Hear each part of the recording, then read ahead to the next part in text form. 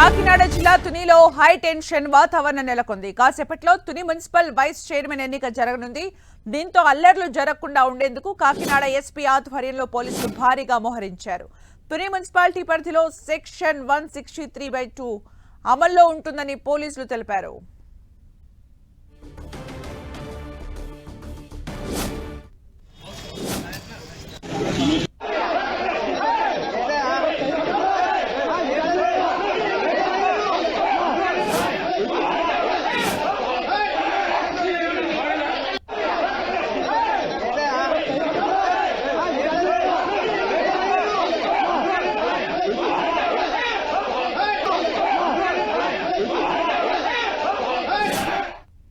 మరిన్ని అప్డేట్స్ మా ప్రతినిధి సతీష్ అందిస్తారు. సతీష్.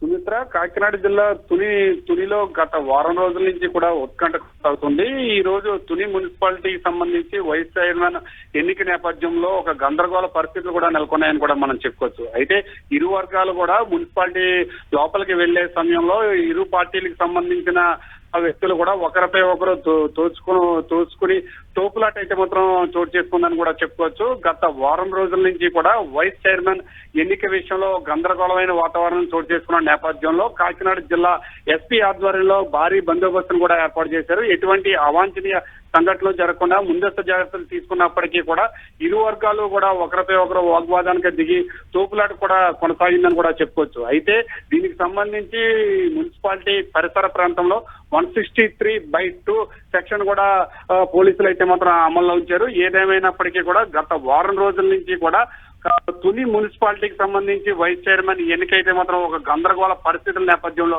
కొనసాగుతుందని కూడా చెప్పుకోవచ్చు. ప్రస్తుతానికైతే వైస్ చైర్మన్ ఎన్నుకునేందుకు ఎన్నిక ప్రక్రియ కూడా ప్రారంభమైందని కూడా మనం చెప్పుకోవచ్చు. సుమిత్ర, అంటే సతీష్, 163/2 సెక్షన్ అక్కడ అమల్లో ఉంది. మరి పరిస్థితులు ఎలా కనిపిస్తున్నాయి?